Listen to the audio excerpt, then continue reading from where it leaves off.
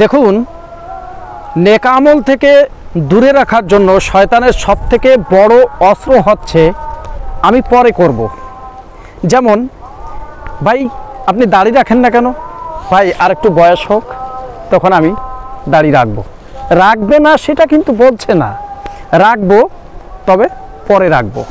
ভাই আপনি নামাজ পড়েন না কেন? ভাই নামাজ পড়বো বা নামাজ পড়া দরকার। ভাই আমাদের নামাজ দরকার, কিন্তু আসলে সময় পাই না, পরে করে নেব।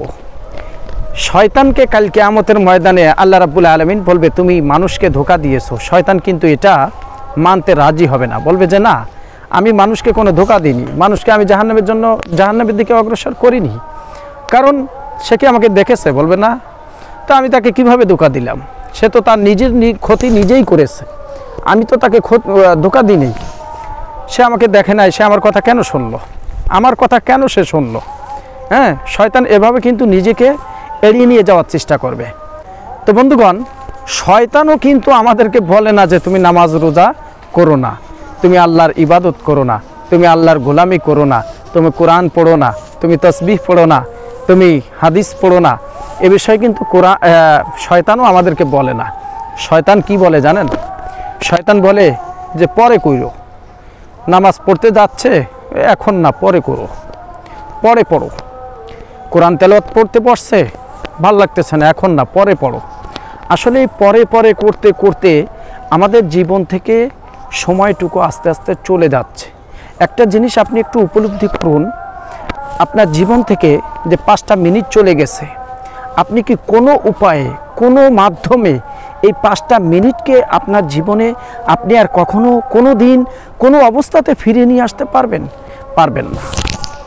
কারণ যে সময় চলে গেছে, এই সময় কখনো আপনার জন্য আর ফিরিয়ে আনা সম্ভব না। ঠিক তেমনই ভাই, আমরা বলি আমাদের বয়স বাড়তেছে, কিন্তু আমাদের বয়স কিন্তু কমতেছে। কিভাবে? আমাদের বয়স তো বাড়তেছে না, আমরা আস্তে আস্তে কবরের দিকে অগ্রসর হচ্ছি। আমরা যত সামনে যাচ্ছি, যত সময় আমাদের কাছ থেকে যাচ্ছে, তত আমরা কবরের দিকে যাচ্ছি। আমাদের বয়স কমতেছে।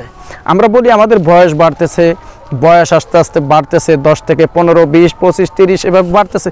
আরে ভাই না, আপনি 70 বছরের একটা হায়াত আল্লাহ তাআলা আপনাকে দিয়েছিল, বা 50 বছর বা 60 বছর বা 30 বছর বা 40 বছর, আপনি যে দিনটা যাচ্ছে সেই দিনটা আপনার জীবন থেকে কমে যাচ্ছে, আপনি কবরের দিকে অগ্রসর হচ্ছেন, আপনার হায়াত ফুরিয়ে আসছে। তাই আসুন, এখনো পরে করব এই পর জিনিসটা ভুলে, আমরা ছোট্ট একটা কিতাবে পড়েছিলাম, আজ কা কাম কাল পন্না ঢাল, আজকের কাম কালকের জন্য ফেলে রেখো না। এই বিষয়টা আপনার যখন কাজ তখনই করতে হবে। আপনি পরে করবেন, শয়তান আপনাকে যে বোঝাচ্ছে যে এখন না, পরে করো, পর করতে করতে ভাই আপনার সামনে অটোমেটিক একদিন আজরাইল আলাইহিস সালাম এসে হুঙ্কার দেবে, আপনার পরই থেকে গেল, আপনি কবরবাসী হয়ে গেলেন, আপনি জাহান্নামী হয়ে গেলেন। তাই আসুন, পর বাদ দিয়ে আমরা এখন যখন তখনই যেই হুকুম সেই কাজ। আল্লাহ রাব্বুল আলামিন আমাদেরকে কবুল করুক, আমিন। ভিডিওটি ভালো লাগলে অবশ্যই শেয়ার করে দিবেন। আসসালামু আলাইকুম ওয়া রাহমাতুল্লাহি ওয়া বারাকাতুহু।